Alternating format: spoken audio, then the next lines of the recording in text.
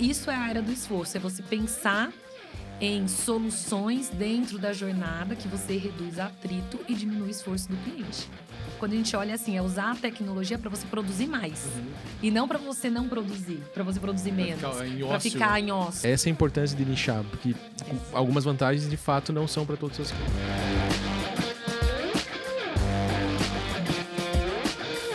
Sejam bem-vindos ao Growth Talks, o podcast oficial da imersão Growth Experience. Nós estamos aqui com dois convidados que vão falar sobre um assunto muito importante que acredito que vai fazer muito sentido para vocês, que é a experiência do cliente. Estamos com o nosso amigo Otto, que vai ser um co-host. Opa. Fala aí, Otto. Tudo bem, pessoal? Obrigado pela oportunidade, parabéns pelo evento, está fantástico.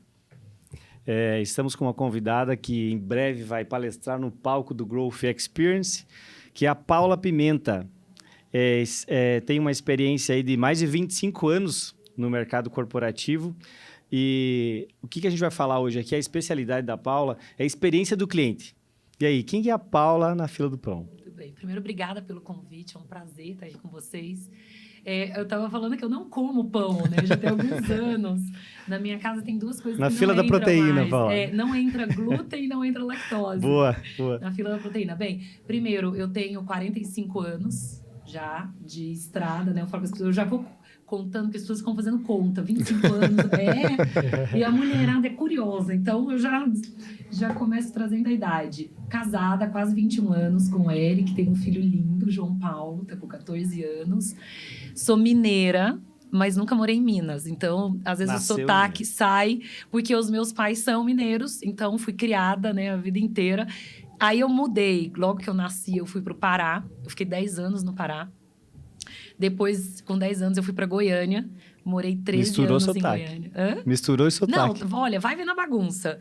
Aí eu conheci meu marido em Goiânia, quando eu estava fazendo estágio na Unilever. Depois eu mudei para o interior de São Paulo. Eu morei em Tatuí, depois São Roque. E há 20 anos, talvez um pouquinho mais, desde 2006, quase 20 anos, eu moro em São Paulo. Então, é uma mistura mesmo de sotaque. Sou engenheira de alimentos, que comecei a minha carreira na área de qualidade. Então, sabe, laboratório, auditoria. Controle de qualidade. Controle de qualidade. Nem parece, né? Não? É bom que a régua da exigência sobe já de cara, com alimentos, né?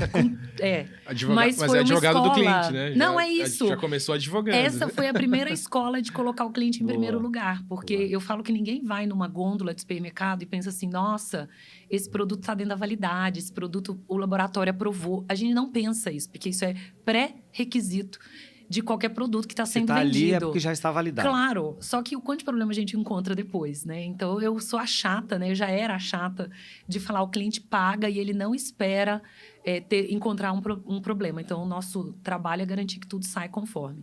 Então, eu fiquei 15 anos nessa área. Aí, nesse período, eu comecei estágio na Unilever, em qualidade, depois eu fui para Cargill Agrícola. Fiquei quase 4 anos. Depois, eu fui para Danone. Fiquei quase 9 anos, tudo na área de qualidade. E aí, eu fiz meu movimento para a Natura. Aí, já era um outro segmento, já não era alimentos, mas em qualidade. Então, a parte da expertise na área de qualidade me habilitou para mudar de segmento, mas dentro do mesmo conceito técnico.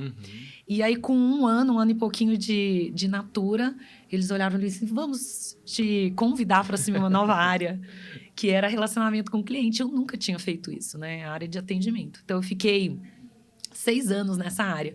E foi assim, ali eu tive um destravar profissional, de realmente entender que a qualidade foi só uma escola, mas que não era o meu lugar.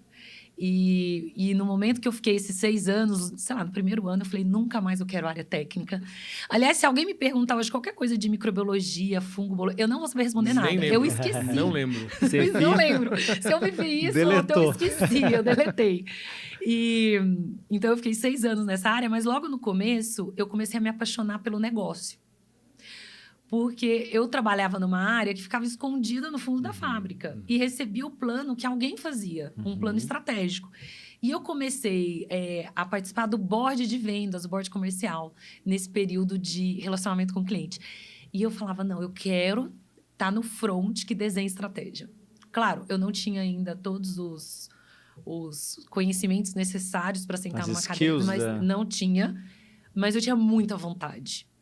Que já é grande coisa, né? Vontade, Eu diria ambição... que às vezes é melhor do que ter só, né? Entre conhecimento e disposição, Que vai na técnica disposição. a gente treina, né? Exatamente. E aí eu comecei a trazer muito isso na Natura. Olha, eu quero ir para o negócio, quero ir para o negócio. Eu pensava, quem é que vai apostar numa engenheira de alimentos que trabalhava em qualidade para ir para o negócio? Mas aí, finalmente, alguém olhou para mim, viu a oportunidade, né, de ter um match. E em 2022, eu fui para o negócio e assumi como General Manager a The Body Shop, que era uma marca da Natura na América Latina. Então, eu era responsável por 3 países sem nunca ter cuidado de negócio. Então, eu tive que aprender. E aí, é engraçado porque não necessariamente o conhecimento ele é tão diferente. Porque, no final, o que me habilitou eu sei tocar uma operação e Boa. o varejo e o e-commerce são operações. Pessoas. Né? Eu sei pessoas, eu sei liderar Entende de processo? e eu sei fazer perguntas. Boa. Né? Então, é isso, a história. E esta semana foi o meu último dia de Natura, depois de quase 11 anos. Então, vai somando aí os 25. Fora que eu trabalhei antes, né? Em outros lugares. E agora tem uma nova jornada que vai acontecer. Que já começou a acontecer de várias coisas aí que eu estava construindo, que eu chamo na Batcaverna. Legal. Boa. E dá pra dar spoiler já? Tem um que está em lançamento Olha aí. agora. Primeira Provavelmente, mão, né? quando sair aqui o podcast, já vai ter lançado.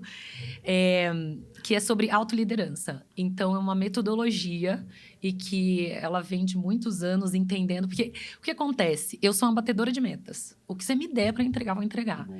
E eu comecei a ter um pensamento, há uns 2 anos atrás, que era, eu bato metas na empresa, por que eu não bato as minhas metas pessoais? O que está faltando? E no final, por que as empresas batem meta? Porque elas têm metodologia. Não é? Metodologia de planejamento estratégico, de rituais, de várias coisas. De modelo de gestão. E eu sei inúmeras. E eu sei fazer isso. Então, eu comecei a aplicar para a minha vida pessoal. Gestão à vista, planejamento estratégico das minhas metas pessoais. E aí, eu fiquei o ano passado inteiro testando o meu método, primeiro em mim. E foi o meu melhor ano. Assim, disruptivo em tudo que eu sonhei e planejei. Porque primeiro eu precisava sonhar, né? Porque você planeja em cima de algo que você quer. Então, eu fui disruptiva em vários sonhos, de falar coisas que eu queria construir. Este movimento agora é parte Desse planejamento. deste planejamento. E apliquei as ferramentas. E foi assim, uau! Foi Que explosivo o que eu conquistei. Em todos os sentidos, que eu chamo de corpo, alma e espírito. Porque as coisas precisam estar equilibradas. Uma tríade. É uma tríade. Então, eu tenho um e-book que eu estou soltando agora. Já tenho o framework, que essa é a metodologia, com vários vídeos explicando como fazer. Para estar bem acessível. E ele é focado para mulheres, apesar de ter testado em homens. Né? Acabei de testar num... É um infoproduto. É um infoproduto por enquanto. Então, o primeiro... Que vai se tornar uma mentoria. Que já tem mentoria, não necessariamente para ele, mas eu já abro minha agenda para mentoria. Mas a ideia é um curso presencial para que a pessoa entre, tenha os Imersão. conceitos e saia com Boa. o framework Cara, isso preenchido.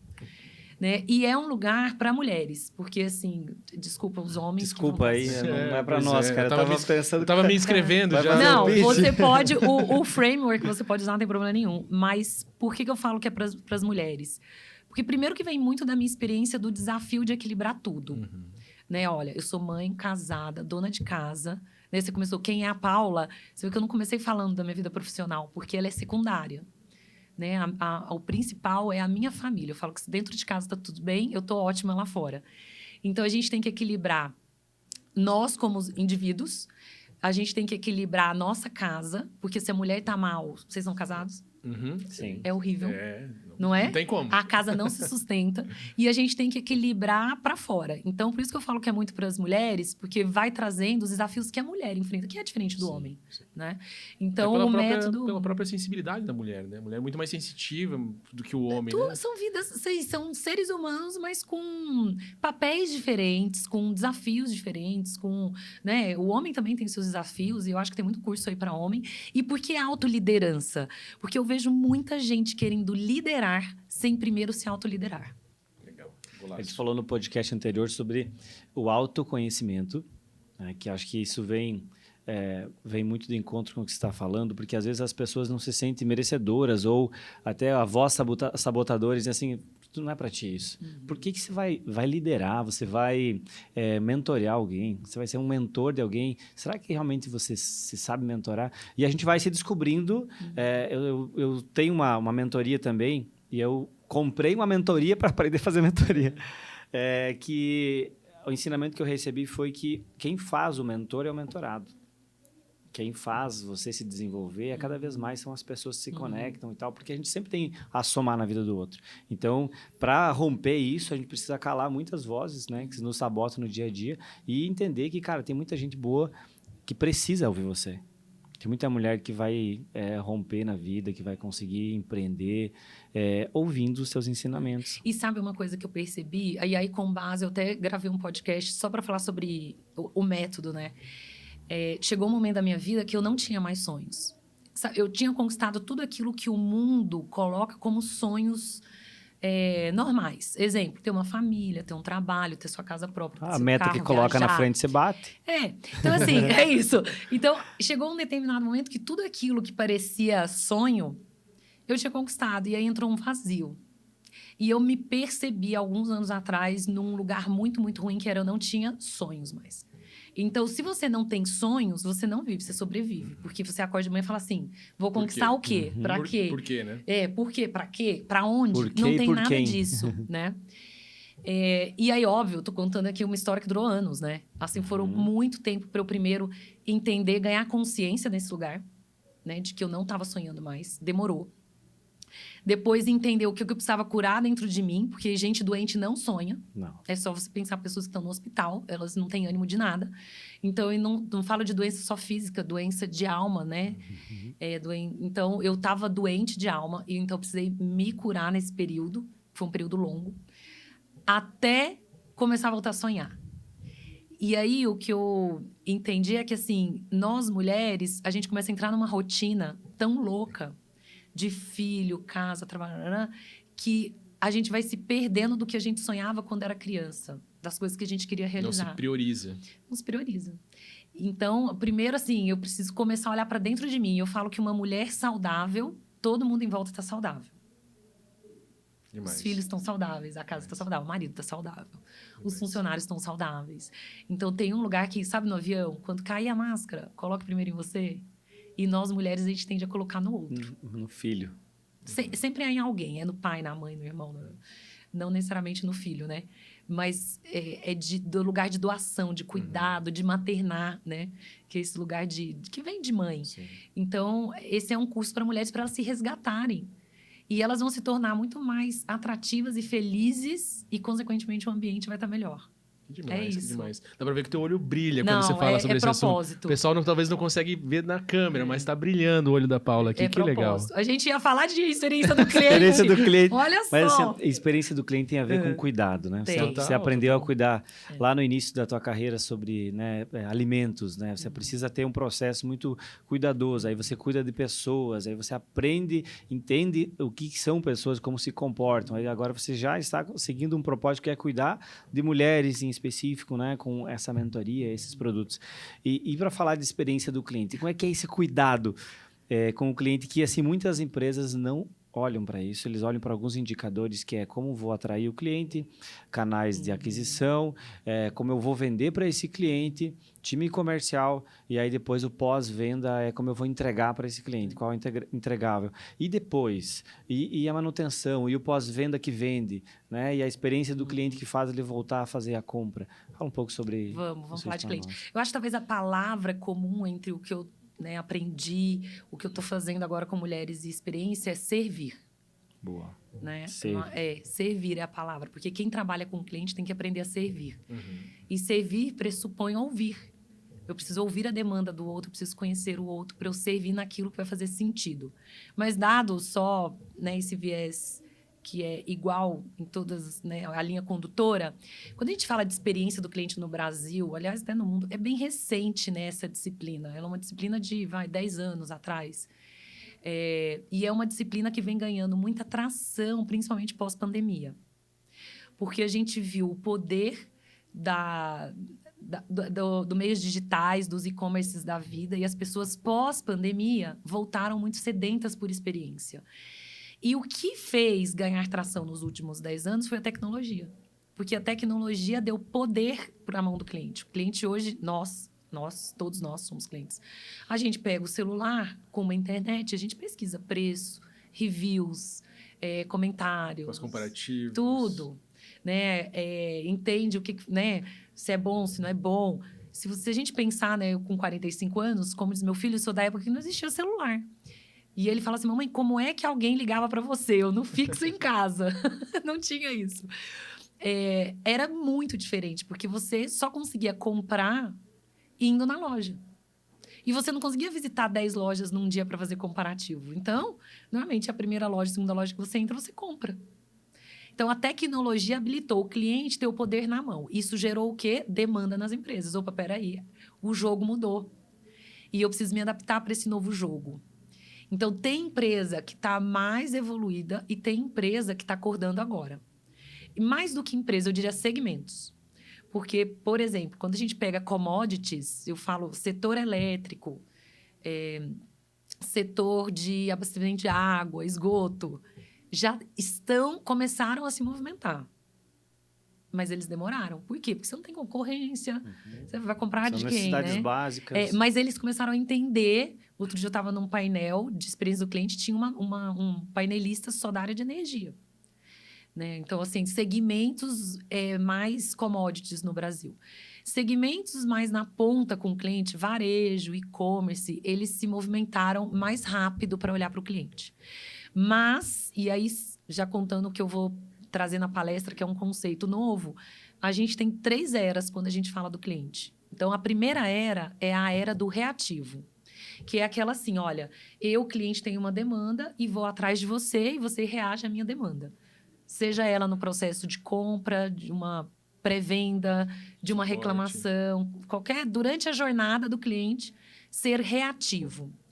Aí você evolui para a era do esforço, né? Porque eu gosto muito de um autor que chama Rick Warren. Ele escreveu Uma Vida com Propósitos. E ele tem um capítulo só sobre o tempo. E quando a gente para pensar, tempo, ninguém compra. Não volta atrás, não aceita desaforo. Então, quando você pensa na experiência, qual é a primeira coisa que você quer? Não perder tempo. Então, a era do esforço, ela pressupõe tempo. Eu me esforçar pouco para economizar tempo. E não é que eu não tenho tempo, é que eu não quero investir nisso. Todo mundo tem 24 horas, continua tendo. Né? A escolha é assim, eu não quero. Eu prefiro, às vezes, assistir uma série no Netflix do que ficar fazendo outra coisa. Eu quero poder escolher. Então, a era do esforço é o momento em que você diminui o investimento de tempo e energia do cliente na jornada. Encurta esse caminho. Sendo mais proativo? Eu vou dar um exemplo bem legal que eu vivi, que eu acho que é brasileiro, assim, que às vezes as pessoas falam, você só fala da Disney. Não, tem vários exemplos. Isso é bem legal. Eu nunca tinha abastecido com Sem Parar. Que passa no pedágio, né? Passa no pedágio, passa nos shoppings e tudo mais. Já usava para isso. E aí, um dia eu fui testar. Falei, vou abastecer, eu acho que eu tava sem cartão. Aí, eu cheguei, já lei a sua placa. Aí, o Freitas perguntou o que eu queria. Eu falei, abasteceu, terminou, fiquei lá. E o Freitas olhando para mim e eu olhando para ele. E ele, moça, você não vai embora? Mas onde eu assino? Não tem que assinar nada. E onde eu digito a senha? Que senha? Não, você só vai embora. Então, eu fui pega muito de surpresa, porque o esforço foi zero. Zero. A conta chega, débito automático, acabou. Né? Então, isso é a era do esforço. É você pensar em soluções dentro da jornada que você reduz atrito e diminui o esforço do cliente. Um exemplo bem simples no mundo digital é cliques. Quanto menos cliques, menor o esforço. Menos informação repassada. A gente sabe que isso me faz lembrar, a gente teve o Diamant aqui na edição passada e ele falou sobre os 7 pecados capitais. Que aí, um dos pecados capitais é a preguiça. E aí você lida muito com a preguiça nesses casos, quando você encurta o caminho, quando que um botão resolve o que você precisava fazer muitos cliques antes. E querendo ou não, a gente é movido, né? O ser humano não mudou muito em como ele toma decisões. Claro. Os gatilhos são os mesmos, né? Talvez com uma copy mais inovadora, mas é isso. Você trabalhar com a preguiça da pessoa, né? Cara, quer dizer, é só isso? Só isso. Minha vida mudou. Né? Os aplicativos, a gente falou sobre inteligência artificial, que faz a leitura para você, que já faz um script depois dos principais pontos, que já monta depois uma defesa. Isso tudo está na nossa... Eu vivia sem... Hoje e agora é não vivo mais. Não, gente, eu vou falar para vocês. Se ChatGPT sair do ar, eu vou ter um problema sério. Porque tudo hoje eu jogo lá para revisar texto, tudo. Assim, virou meu grande amigo. E me conhece tanto que fala assim, no tom irônico da Paula Pimentel.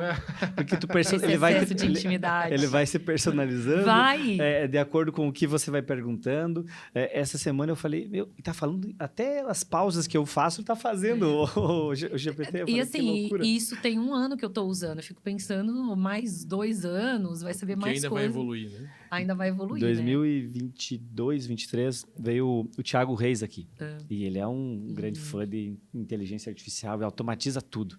E ele falou na palestra dele que naquele ano lá, que se acabasse as inteligências artificiais, a empresa dele quebrava. Ele foi bem claro. Ele falou, cara, eu não vivo mais sem. Uhum. E não é que eu estou substituindo o SDR para colocar uma automação para qualificar o cliente. Eu já estou em outro nível. Ele já está, tipo, enquanto o cara está aqui, ele já está aqui. Então, eu acho que não tem mais volta. Né? Eu só vejo que, assim, tem empresas que ainda estão demorando para entrar nisso, e estão perdendo tempo. Eu acho que vale muito a pena você começar a entender que tem para todos os segmentos, Porque, né, Paula? Eu acho que não é um inclusive, segmento só de tecnologia. Se a gente parar para pensar no esforço, ele não vale só para o cliente, ele vale para o ser humano, né? Então, os seus colaboradores, quanto menos esforço... Maior resultado. Ficar procurando para quem vai ligar. Entendeu? Assim, ó, outro dia, eu abri o ano passado uma empresa, né? Então, eu falo que agora eu tenho CNPJ. E eu comecei a fazer o budget da minha empresa. Então, esse ano, eu falei, vou organizar essa história aqui. Não é mais brincadeira. E eu comecei a colocar todas as minhas despesas. E todas são tecnologia. Né? Porque eu quis colocar todas. Desde o meu contador Contabilizei, Canva, ChatGPT, LinkedIn Premium. Quando você vai vendo, assim, eu não tenho ainda nenhum colaborador na minha empresa. Os meus colaboradores são todos digitais. Porque esses sistemas que me ajudam a ser produtiva. Se não tivesse, eu ia ter que contratar alguém para fazer apresentação, para fazer, por exemplo, tem o CapCut lá, para fazer os vídeos de redes sociais. Então, usar a tecnologia hoje, quem não usa, pelo menos básico, eu não estou igual o Thiago Reis, não, estou lá no basicão, ela já substitui muito do ser humano, de uma maneira muito mais eficiente. E do teu tempo também, né? Que é um recurso finito, Sem escasso. dúvida. E aí, outro dia, até falei pro meu marido, falei, tô pensando em contratar um assistente. Aí, eu comecei a refletir sobre isso. Ai, que preguiça. Por quê?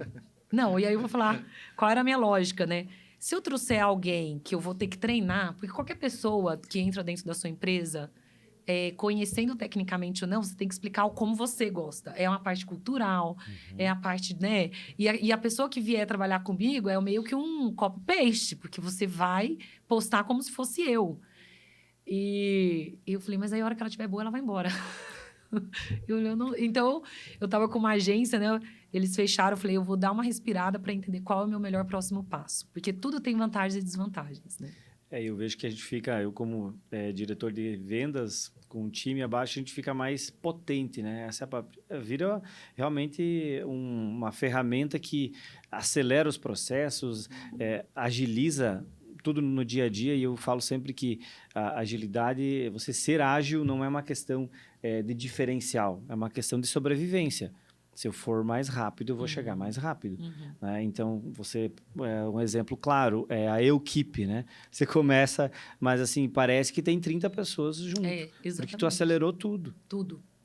Tem hora que nem eu consigo entender como que eu estou produzindo tanto. Assim, eu falo, meu Deus, é a tecnologia dando suporte para ser mais produtivo. Então, nem acho, né? Eu estava falando da preguiça como pecado né, capital, mas... Quando a gente olha assim, é usar a tecnologia para você produzir mais. E não para você não produzir, para você produzir menos. Para ficar em ócio. É fazer mais coisas ao mesmo tempo. Não que eu tenho meus momentos de ócio, mas assim, eu vejo que eu consigo produzir muito usando a tecnologia. Né? Desde a gente poder fazer reunião de qualquer lugar. Porque antes da pandemia, gente, era só no avião. E o tanto que é improdutivo.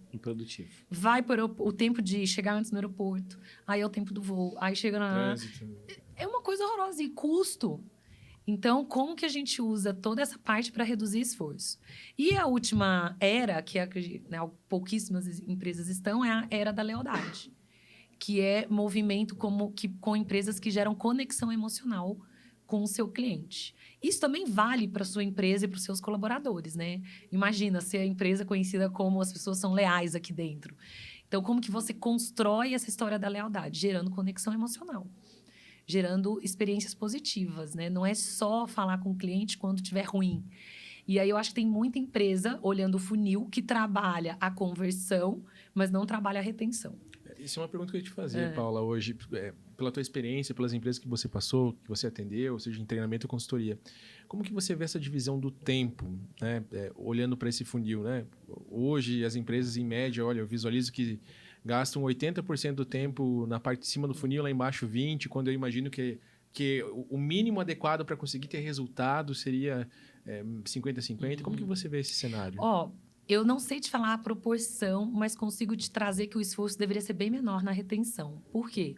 Já vendeu uma vez, né? Hã? Você já vendeu uma vez para fazer Você já retenção? vendeu. Então, qual é a Parte mais primeira difícil. parte mais... a mais difícil é vender, mas não é só vender. Porque experiência do cliente tem a ver com expectativa versus realidade. Aquilo que eu espero, se você me entrega, foi bom. Se você me entrega acima, é uau. E se você me entrega abaixo, eu fiquei decepcionada e não volto. Então, a primeira coisa é garantir o quê? Entrou uma boa experiência, certo? A partir do momento que ele tem uma boa experiência, a retenção deveria ser mais simples, que é você mantém a experiência que ele teve na primeira. O problema é que a gente já acha... espera isso, né? Ele já espera, sem dúvida. E é muito mais barato você trabalhar a recompra de um cliente que já está dentro da Já sua... comprou sua ideia, já comprou seu produto, E o CAC serviço, é o CAC. custo de aquisição, você já não vai ter, ele vai se pagar, né? Então, tem tudo isso. Então, qual é o desafio no funil, na parte contrária, né? Na retenção? É você olhar para a experiência que você tem e ir incrementando ela ao longo do tempo. É isso que eu ia perguntar, porque assim, legal, você vai atender a expectativa, legal, você vai manter, né? Você coloca algo a mais, uau! Over delivery. Eu penso que muitas vezes os empreendedores têm esse receio de entregar algo a mais, porque queira ou não, aquela experiência vai ser uma baliza para o teu cliente, né? Então, o teu cliente vai te forçar também a, numa próxima entrega, colocar ainda mais valor em cima. Então, isso também é um desafio que pressiona Subiu muito. a régua uma vez, não pode parar. Não vai Isso, baixar, né? Não vai Vamos baixar. lá, eu vou trazer aqui, dica de ouro, que eu ensino lá nas aulas. Não dê tudo para todo mundo. Por quê? Uma vez que você experimentou, eu vou pegar um exemplo que sempre gera discussão. Atendimento pelo WhatsApp. Uma vez que você entregou para todos os clientes, não dá mais para você tirar. Porque a régua dele já subiu. Aquilo ali já virou standard. Você vai ter que trazer algo melhor que o WhatsApp. Certo? Só que o que acontece na evolução da experiência para todo mundo? Fica caro. E aí você para de evoluir, porque você não consegue bancar, evoluir a jornada para todo mundo. Então, onde é que está o segredo de conseguir avançar dentro da experiência, conseguindo ainda ter rentabilidade? É segmentar. Vamos pegar um exemplo que a maioria conhece. Avião. Avião, experiência segmentada. Se você compra classe executiva, você vai ter serviços de experiências diferentes se você compra aquela... Agora é o Business Premium lá. Tem um avião que já tem... Eu voei recentemente de Air France. Eles tinham executiva. Eu nunca tinha visto, tá? Aí, entre a econômica e a executiva, eu acho que era a executiva e eles transformaram no que eles chamaram de Business Premium, que é uma cadeira um pouco maior que a econômica. Eu não tô falando daquele lugar que tem mais espaço, não. É igual para todo mundo. Eram, sei lá, 6 fileiras. É uma cadeira um pouco maior, você reclina ela mais, é mais confortável. Então, ali você tem outra experiência. E aí, lá no business, você ainda tem também uma segmentação, que é as cadeiras com mais espaço, certo? Saída de emergência, aquelas primeiras que vão custar mais caro que as demais. E aí, você entra numa outra segmentação da experiência, que é se você é diamante, ouro, prata, bronze, vai ter diferenças de serviço. Se você é diamante, eu vou pegar, no caso, azul, que eu conheço mais, porque já estou mais anos. Você divide sua passagem, você tem 10% de desconto. É para todo mundo? Não é.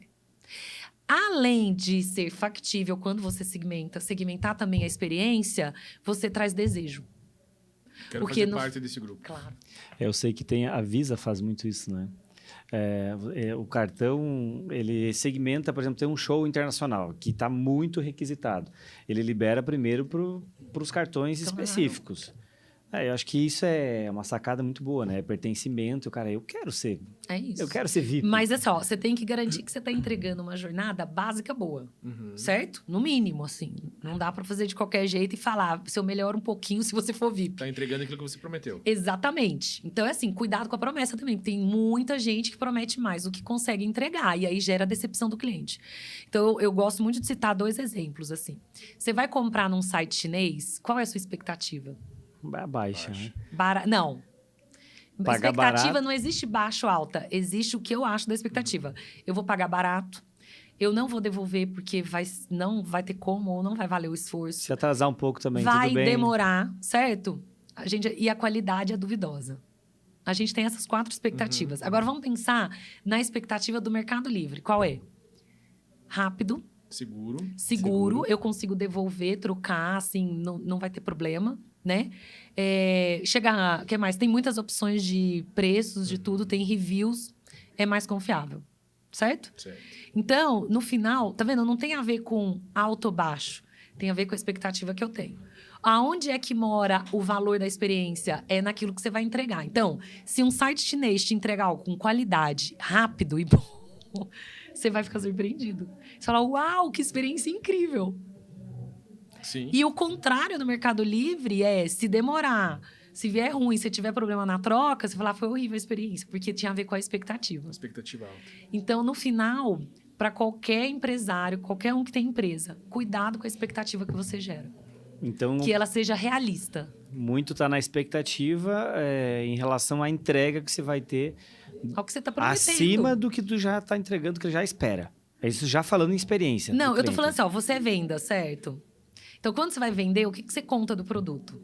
Você está vendendo algo. Características, vantagens, benefícios do produto. O que entrega, certo? Aí, a área de vendas tende a supervalorizar. A gente vê muito isso no digital. Eu estava tendo essa discussão essa semana. O quanto que é frustrante você ver as frases dos lançadores no digital. Te entrego tal coisa. Aí você fala, ai, que mentira! De 0 a... Sabe? As frases, os call to actions ali de frases de efeito para te prometer algo em determinado tempo. E que você sabe que é a minoria que chega naquele lugar. Então, é isso que eu falo assim, não promete aquilo que você não vai entregar nos 80%, 90%. Então, a área de vendas tem que tomar... E marketing também, né? Porque você pode gerar essa expectativa muito maior do que, de fato, você entrega. É aí, na primeira etapa, não é o depois. Entendeu? O depois, o desafio é você manter e evoluir. Né? Porque às vezes a pessoa dá sorte na primeira... Por exemplo, não sei, eu já fui em restaurante que a primeira vez foi incrível e a segunda vez foi péssimo. Só que aí a minha expectativa para a segunda vez já estava setada. Então, o desafio no Brasil que eu vejo é constância de jornada. E para isso você precisa de processo, indicadores, gestão. Boa. Demais. Quando você falou ali, Paula, sobre a questão né, de continuar evoluindo, elevando o nível da entrega, então, para ver se ficou claro para mim, é muito mais sobre para quem você vai fazer, sobre o que você vai fazer. Essa é a importância de nichar, porque algumas vantagens, de fato, não são para todos os seus clientes. Exatamente. E aí eu vou voltar na história do WhatsApp, que eu acho que fica bem claro para todo mundo, que é, talvez num momento de inspiração e de copiar o amiguinho do lado, se ela vou dar o WhatsApp no meu atendimento. Aí sua empresa cresce. E o WhatsApp começa a ficar caro. Caro por quê? Não caro por pagar a plataforma, caro porque você precisa de pessoas do outro lado e é um modelo de atendimento que consome muito tempo, hora homem, do lado de trás. É time. Comentar o time. E aí fica caro, né? Fora os custos de enviar, né? Envia, volta, aquela história toda. Você não consegue mais... Consegue, tem como fazer, tá? Mas é muito difícil você voltar atrás e falar, gente, então agora não tem mais o WhatsApp. Entendi. Então, para evoluir dentro da experiência, garanta que você consegue ser sustentável nela. Né? Então, por isso que é a história da segmentação, do o que para quem. Legal. Né? E é isso, assim, no final você acaba gerando desejo. Quem não quer ser diamante numa companhia aérea? Certo? Exatamente. Então, mas para isso você precisa comprar mais. E de alguma forma, eu gosto muito desse modelo porque eu acho que ele é democrático. Quem gasta mais comigo né? Se eu sou uma empresa, vai receber Tem mais mais de mim. vantagens. Claro, porque senão... Meritocrático. Porque senão qual a vantagem? Eu tô aqui... Isso, assim, tem várias pesquisas que trazem muito essa insatisfação do cliente de falar assim, um novo cliente é mais bem tratado do que eu que estou aqui há mais tempo. E aí eu deixo de ser cliente quando eu vejo esse comportamento. Então, tem cliente na sua base de retenção. Então, vamos pensar no esforço para retenção. Começa olhando para aquele segmento num chat GPT da vida. Quem são os seus 20% que mais gastam com você? E começa fazendo um trabalho de experiência com essa galera. Cuida deles, aí Cuida depois deles. os novos você já vira prova social, inclusive, se quiser, né? E tem um ponto importante nisso, vem a pessoa de qualidade, né? Que é assim... Tem que ter um bom planejamento da segmentação e das regras e uma boa comunicação. Porque o cara que é VIP hoje, não necessariamente ele vai ser VIP amanhã. E aí, às vezes, as pessoas saem na empolgação, classificam, avisam para o cliente que ele é, só que como as regras não estavam claras, depois ele vai ter problema para cair. Então, por isso que eu acho assim, a gente se inspirar no modelo de companhia aérea é bom. A gente tem bem claro as regras da companhia aérea. É anual. Eles vão te avisando, tipo, você vai vencer seus pontos, você vai cair, tem ainda tempo para você, né, voltar, se manter aqui nessa categoria. Mas eu não vou ser bonzinho, não. Se você não continuar gastando comigo, você vai cair de categoria. Critérios claros. Bem claro, de entrada e de saída. Então, tem que desenhar isso, para o cliente não ser pego de surpresa. Eu falo que uma das coisas, em qualquer segmento, que mais dá certo quando a gente fala de cliente... é deixar tudo bem claro do ponto de vista de expectativas. E tem muita gente que não faz. Por quê? Tem medo de perder a venda. Tem medo de falar a verdade. Quer ver? Olha, assim, exemplos. E, gente, passam muitos... Eu já não sei quantas aulas eu já dei sobre esse tema no G4, assim. Então, é muito legal, porque eu escuto muitos alunos. É interessante, por exemplo, a advocacia. A galera de advocacia, eles têm um receio de abrir tudo, porque a pessoa... já não vai se animar. Já é difícil o processo. Quem está com advogado não é para uma coisa boa. E aí você ainda traz probabilidades, a pessoa desanima. Um outro é a área de construção. Principalmente, assim, construir casa, né? Eles falam assim, Paula, se a gente abre o jogo, ninguém fecha. Mas aí sabe o que acontece depois? Como ele sabe que vai acontecer, o cliente se frustra e começa... E por isso que toda obra é traumática. Porque você não sabe o que você vai enfrentar.